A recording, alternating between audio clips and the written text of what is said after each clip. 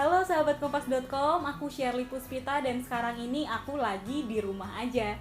Jadi aku kerja di rumah sahabat kompas.com. Semoga kalian juga punya kesempatan yang sama ya.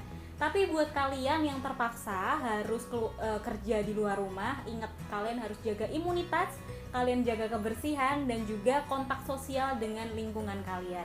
Nah sahabat kompas.com, mumpung aku lagi kerja di rumah, aku pengen ngobrol-ngobrol sama temanku yang sekarang tinggal di Thailand. Jadi kalau menurut update data terbaru yang aku baca, sampai hari ini di Thailand itu sudah ditemukan 177 kasus positif COVID, tapi kasus meninggalnya baru 1.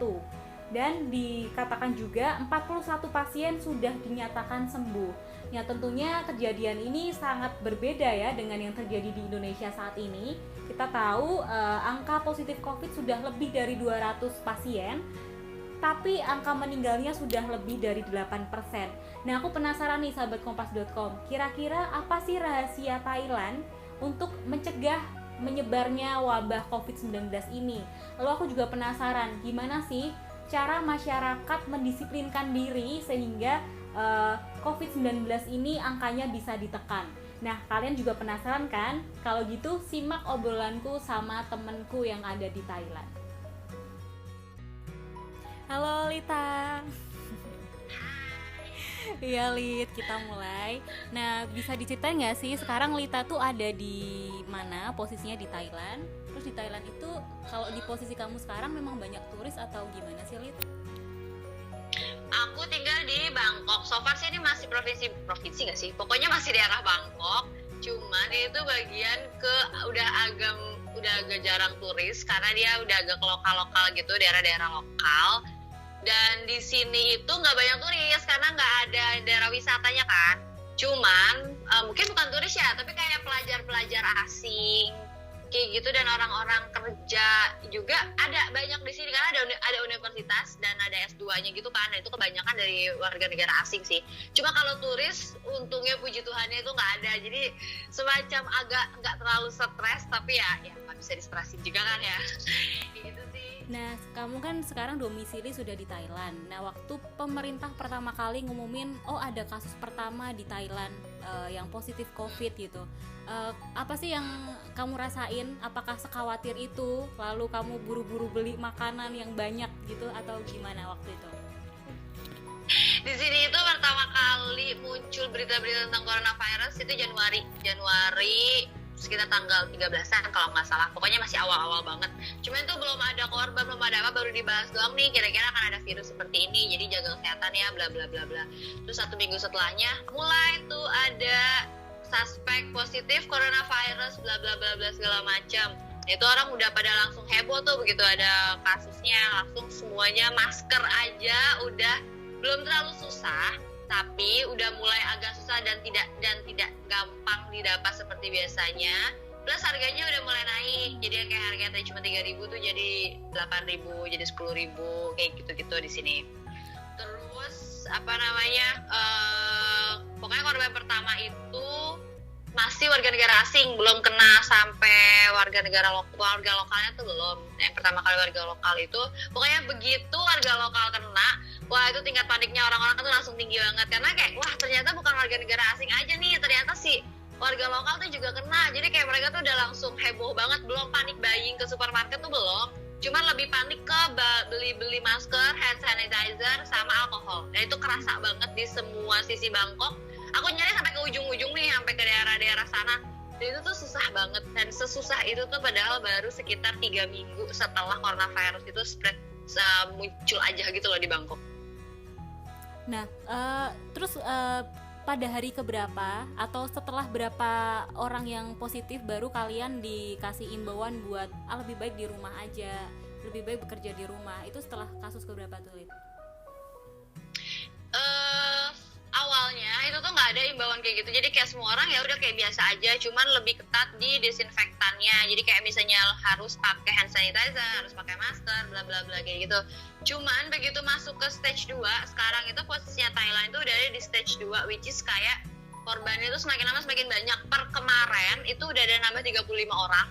Jadi kalau aku tadi pagi nih baru bangun banget baca, itu udah ada 200 202 apa 212 orang gitu yang kena. Dan itu angka kematiannya, Lid? Angka kematiannya? Kayaknya baru 1 orang deh yang meninggal kalau nggak salah ya. Pokoknya lebih banyak terinfeksi dan korban kematiannya belum cukup tinggi, kalau nggak salah baru 1 atau 2 orang kayak gitu. Nah terus baru hari Rabu kemarin itu si Perdana Menterinya itu konferensi pers ngumumin kalau kita si Thailand ini sekarang posisinya udah ada di stage 2, which is kayak all the public places like universities, schools, terus kayak bar, pokoknya kayak tempat di mana bisa berkumpulnya banyak orang dan menyebarnya itu wajib ditutup. Jadi kayak tempat arena olahraga pun, boxing juga semuanya ditutup. Bahkan kayak apartemen aku sendiri, gymnya aja itu yang untuk warga lokal, yang untuk warga apartemen itu juga udah ditutup karena himbauan dari pemerintah. Dan posisinya itu sekarang kita udah di stage 2. Nah, tadi juga baca kalau nggak salah katanya sih ready untuk stage 3. Nah, kalau misalnya Thailand ada stage 3 itu artinya memang benar-benar nationwide lockdown, which is kayak kita akan lockdown gitu loh. Cuman aku nggak tahu nih untuk sampai stage 3-nya itu seperti apa, karena pemerintah sini juga masih prepare sih, dan untuk sementara masih menutup dan meliburkan tempat-tempat yang berpotensi untuk mengumpulkan massa. Kalau nggak salah sih sampai tanggal 31 Maret ya, kalau nggak salah. Pokoknya kayak start dari 18 kemarin sampai until further notice kalau nggak salah. Tapi kalau kamu kalau ikutin informasi di sana, memang kalau yang terjangkit itu sudah angkanya semakin menurun atau masih nambah-nambah tapi nggak terlalu signifikan atau gimana sih di sana? Semakin nambah dan semakin signifikan. Karena kalau awal-awal itu kayak cuman nambah 1, nambah 2, kayak gitu-gitu, nambah 5. Sekarang itu kayak kemarin aja tuh nambah udah 35, which is dari 170 berapa hari Rabu, hari Kamisnya sendiri, hari ini kemarin enggak 70-an something itu hari Selasa, hari Rabu itu udah nambah 30-an.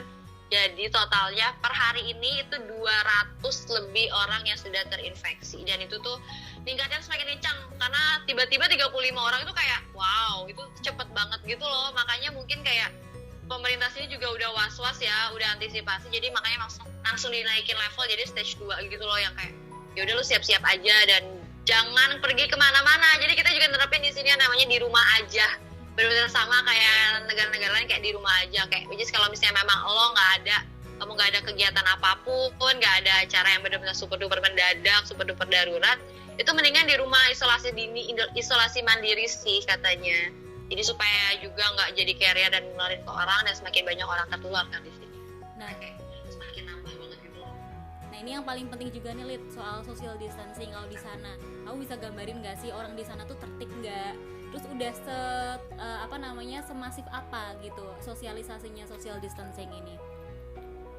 Menurut aku selama 2 tahun tinggal di sini, orang sini tuh disiplin dan memang tertib, dan mereka benar-benar taat banget sama pemerintah. Jadi kalau misalnya pemerintah bilang di rumah aja lah social distancing, itu benar-benar mereka tuh ngelakuin gitu loh, dan aku tuh salut juga sih sama orang-orang sini, dan aku berharap orang Indo juga kayak begitu, jangan ngeyel gitu lah. Karena di sini emang benar-benar kayak, karena kafe-kafe semua tutup, kayak publik yang orang sini tuh suka party, jadi kayak misalnya bar-bar itu kan tadinya harusnya penuh, jadi tuh sekarang udah benar-benar tutup dan nggak ada orang sama sekali. Daerah turis tuh udah kosong juga, maksudnya nggak kosong tapi sepi aja gitu loh. Terus kayak misalnya orang lebih banyak di rumah, bahkan kayak di dalam satu apartemen building aja tuh kayak kamu nggak akan bisa ketemu orang di dalam satu lorong, karena masing-masing semua mengunci diri di dalam kamarnya masing-masing. Terus kalau misalnya di beberapa ini lucu sih, di beberapa apartemen kayak teman-teman aku share gitu kan. Jadi kayak saking mereka takutnya dan saking mereka bener-bener kayak aware-nya, buat mencet tombol lift itu tuh aku masih amazed sampai sekarang. Itu tuh dikasih toothpicks atau enggak dikasih cotton bud. Jadi kita tuh bener-bener sedini mungkin seenggak menyentuh banget gitu loh sama si tombol-tombol lift gitu, karena kan memang salah satu sarang kuman juga kan katanya. Jadi kayak pakai toothpicks itu, habis itu dibuang, dikasih disinfektan, langsung disuruh cuci tangan di dalam lift itu.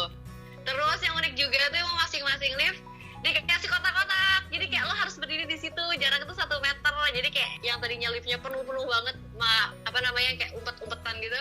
Ini enggak, jadi kayak cuma 3 orang, 4 orang. Ya which is kayak mereka semua jaga jarak banget gitu loh antar 1 orang. Dan itu mereka aware sih. Kayak kalau misalnya memang situ ada kotak cuma 4, ya 4 orang aja yang masuk. Yang lain tuh tertib untuk ngantri. Jadi nggak kayak duluan orang yang kayak enggak lah gue masuk aja bodo amat segala macam, enggak.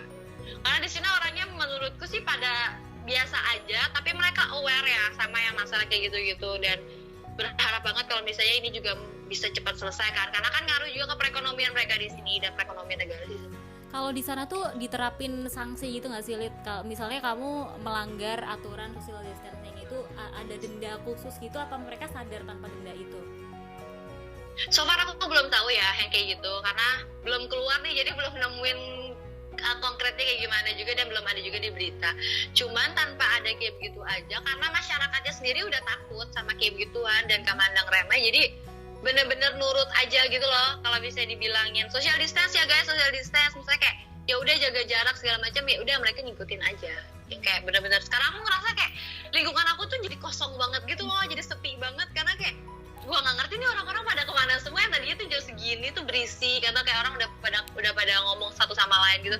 Ini tuh nggak ada, yang bener-bener literally semua di dalam kamar, bahkan kayak di dalam satu apartemen aja yang kayak gue bilang tadi itu sepi sekarang.